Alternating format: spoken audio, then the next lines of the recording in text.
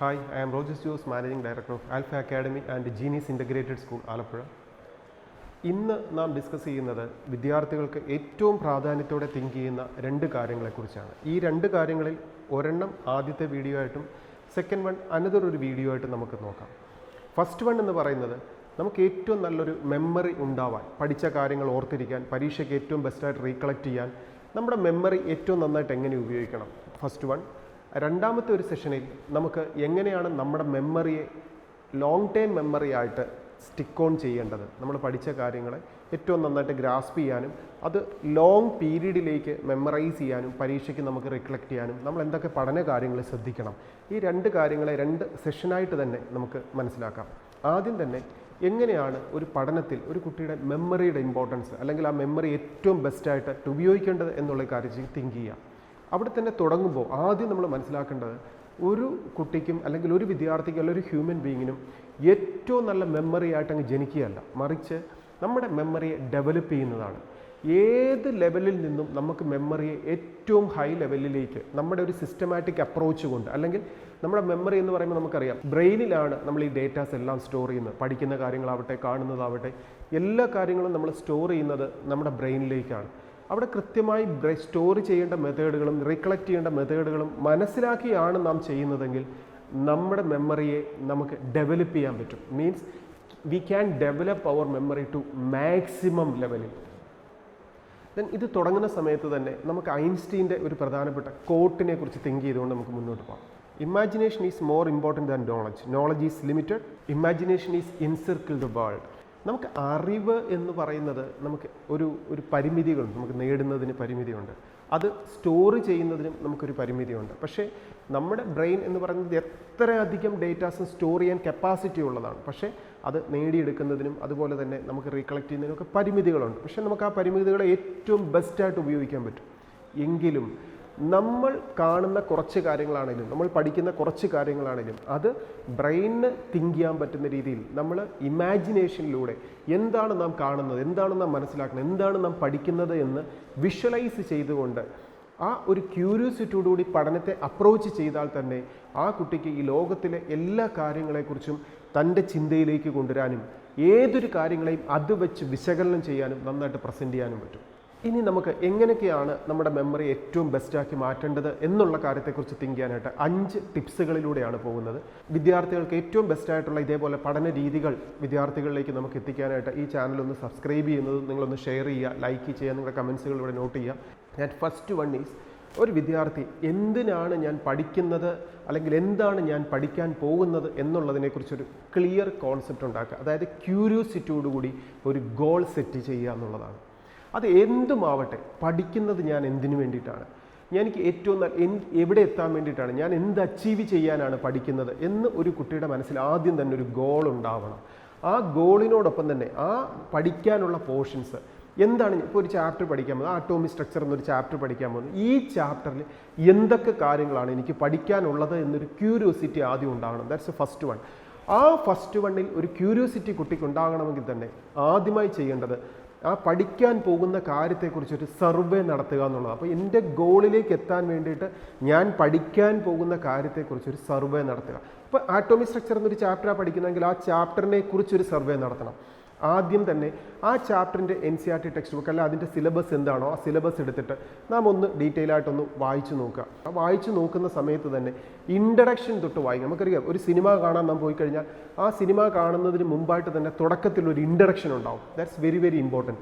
ആ സിനിമ നടക്കുന്നത് ഇന്ന ഒരു ഗ്രാമപ്രദേശത്താണ് അല്ലെങ്കിൽ ഒരു ടൗൺ ഏരിയയിലാണ്, അവിടുത്തെ ആൾക്കാരുടെ സ്വഭാവം ഇങ്ങനെയാണ് എന്നൊക്കെ പറയുന്ന ഒരു ഇൻട്രഡക്ഷൻ കഴിഞ്ഞിട്ടായിരിക്കും ഒരു സിനിമ തുടങ്ങുക. എങ്കിൽ മാത്രമാണ് കൃത്യമായിട്ട് ആ സിനിമയെക്കുറിച്ച് നമുക്കൊന്ന് മനസ്സിലാക്കാനും അതിനെക്കുറിച്ച് തിങ്ക് ചെയ്യാനും പറ്റും. എന്ന് പറഞ്ഞതുപോലെ ഒരു ചാപ്റ്റർ തുടങ്ങുന്ന സമയത്ത് അവിടെ ഒരു ഇൻട്രഡക്ഷൻ ഉണ്ട്. ആ ഇൻട്രഡക്ഷൻ മനസ്സിലാക്കിയിട്ട് വേണം നാം ആ ചാപ്റ്ററിലേക്ക് എൻ്റർ ആവാൻ തന്നെ.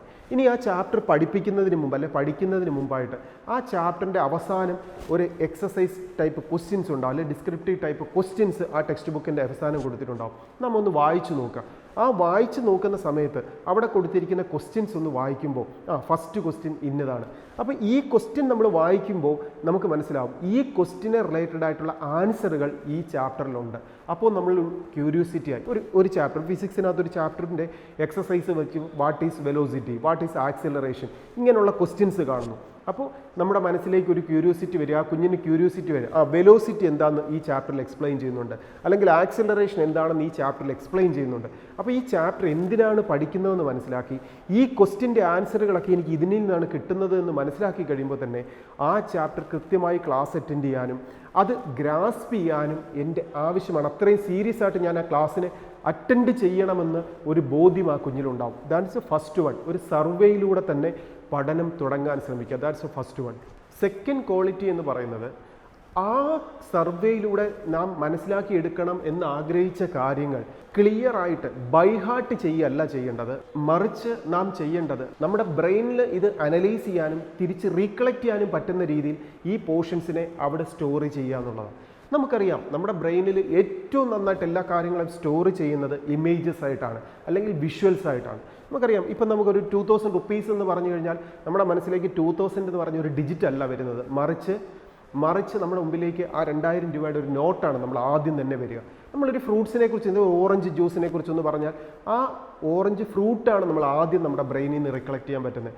അപ്പോൾ അങ്ങനെ നമ്മൾ ഏതൊരു കാര്യത്തെക്കുറിച്ച് പറഞ്ഞാലും ബ്രെയിനിൽ നിന്ന് പെട്ടെന്ന് റീകളക്ട് ചെയ്യാൻ പറ്റുന്നത് ഇമേജസ് ആണ്. അപ്പോൾ അതുകൊണ്ട് തന്നെ എന്ത് കാര്യങ്ങളെയും പിക്ചറാക്കി നാം സ്റ്റോർ ചെയ്ത് കഴിഞ്ഞാൽ നമുക്കത് തിരിച്ചെടുക്കാൻ എളുപ്പം. അതുപോലെ നിമോണിക്സുകളാക്കി, അതായത് വലിയൊരു പാരഗ്രാഫും കുറേ കാര്യങ്ങളും കോംപ്ലിക്കേറ്റഡ് ആയിട്ടുള്ള ടേംസും കാര്യങ്ങളും ഒക്കെ ഉള്ള കാര്യങ്ങൾ തന്നെ നമ്മൾക്കത് വളരെ ഷോർട്ടായിട്ടുള്ള വേർഡ്സിലൂടെ പെട്ടെന്ന് ഓർത്തിരിക്കാവുന്ന ഇതിലേക്ക് കൺവേർട്ട് ചെയ്തുകൊണ്ട് പഠിക്കുന്നത് നമ്മുടെ ബ്രെയിനിൽ പെട്ടെന്ന് രജിസ്റ്റർ ആക്കാനും അതുപോലെ റീകളക്ട് ചെയ്യാനും സാധിക്കും. എക്സാമ്പിൾ, ഒരു സോളാർ സിസ്റ്റം നാം പഠിക്കാൻ പോകുമ്പോൾ Mercury, Venus, Earth, Mars, Jupiter, Saturn ഇതുപോലുള്ള ഇതെല്ലാം നമ്മൾ ഓർത്തിരിക്കുന്നത് ആ ഓർഡറിൽ ഓർത്തിരിക്കാനും അല്ലെങ്കിൽ എന്താണെന്നുള്ളത് ഓർത്തിരിക്കുന്നതിനും പകരം ഇതേപോലൊരു പിക്ചർ ആക്കിയിട്ട് my very educated mother just served us nachos, ആ ലെറ്ററുകളെ നിമോണിക്സ് ആക്കി നമ്മുടെ ബ്രെയിൻ രജിസ്റ്റർ ചെയ്തിട്ടുണ്ട്. ഈ ഇമേജിനെ നമ്മുടെ ബ്രെയിനിൽ രജിസ്റ്റർ ചെയ്ത് കഴിഞ്ഞാൽ ഈ സോളാർ സിസ്റ്റം അല്ലെങ്കിൽ ഈ പ്ലാനറ്റ്സുകളുടെ ഓർഡറുകളോ നെയിംസോ ഒന്നും ഒരു വിദ്യാർത്ഥി പിന്നെ ഒരിക്കലും ലൈഫ് ലോങ് മറക്കത്തില്ല.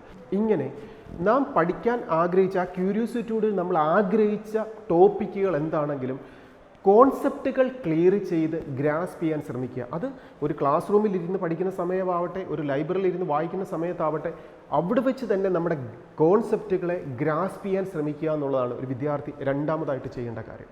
ഇനി മൂന്നാമത്തെ കാര്യത്തിലേക്ക് പോയാൽ എത്ര നന്നായിട്ട് നമ്മുടെ ബ്രെയിനിൽ സ്റ്റോർ ചെയ്താലും ഈ സ്റ്റോർ ചെയ്യുന്ന കാര്യങ്ങളൊക്കെ എറേസ് ചെയ്യുക എന്നുള്ളത് നമ്മുടെ ബ്രെയിനിൻ്റെ ഒരു ഡ്യൂട്ടിയാണ്. അങ്ങനെയാണ് നമ്മുടെ ബ്രെയിൻ സൃഷ്ടിക്കപ്പെട്ടിരിക്കുന്നത്.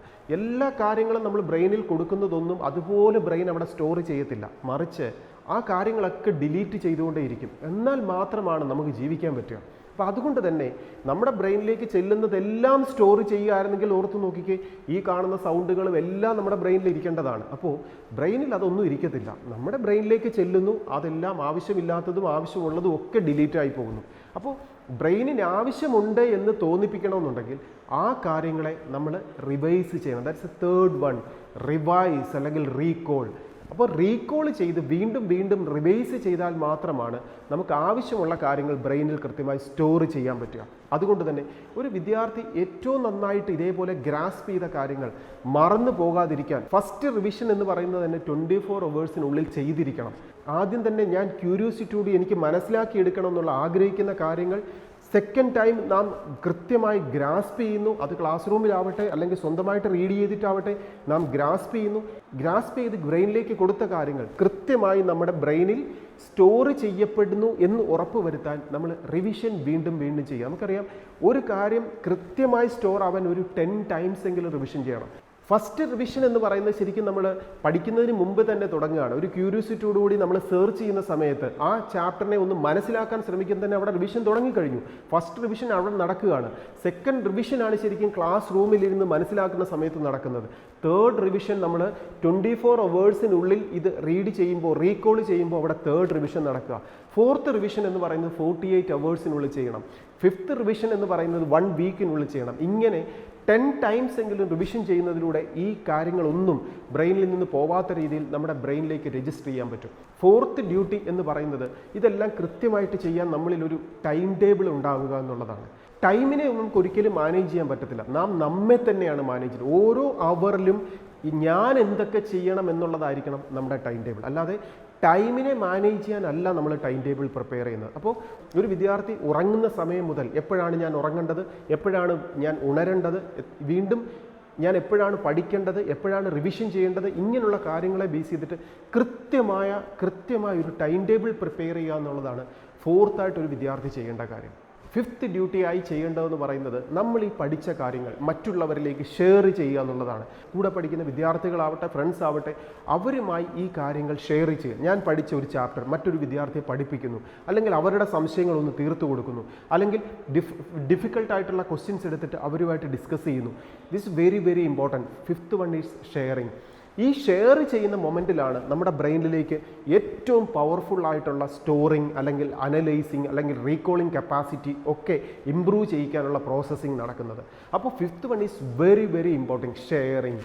ഈ ഷെയറിംഗ് മെത്തേഡ് എത്രയധികം സ്ട്രോങ് ആക്കുന്നു, അല്ലെങ്കിൽ നാം പഠിച്ച ആ ചാപ്റ്റർ മറ്റൊരാൾക്ക് പഠിപ്പിക്കാൻ പറ്റുന്ന രീതിയിൽ നാം ഷെയർ ചെയ്യുമ്പോൾ നമ്മുടെ ബ്രെയിൻ ഏറ്റവും നന്നായിട്ട് അനലൈസിങ് പ്രോസസ്സിങ്ങിലൂടെ വർക്ക് ചെയ്യുകയും റീകളക്റ്റിംഗ് കപ്പാസിറ്റി ഏറ്റവും ഹൈ ലെവലിലേക്ക് എത്തിക്കാനും ഏറ്റവും ബെസ്റ്റായി അത് സ്റ്റോർ ചെയ്യാനും പറ്റും. നമുക്കറിയാം, ഒരു കാര്യം മറ്റൊരാളെ നമ്മൾ പഠിപ്പിച്ചു കഴിഞ്ഞാൽ പിന്നെ അതൊരിക്കലും മറക്കത്തില്ല. മറിച്ച് നാം എത്ര പ്രാവശ്യം ഇരുന്ന് റിവിഷൻ ചെയ്താലും ആ കാര്യമൊക്കെ കുറച്ച് കഴിയുമ്പോൾ മറന്നു പോകുന്നത് പോലെ നമുക്ക് ഫീൽ ചെയ്യും. പക്ഷെ പഠിപ്പിക്കുന്ന കാര്യം പിന്നെ മറക്കത്തില്ല.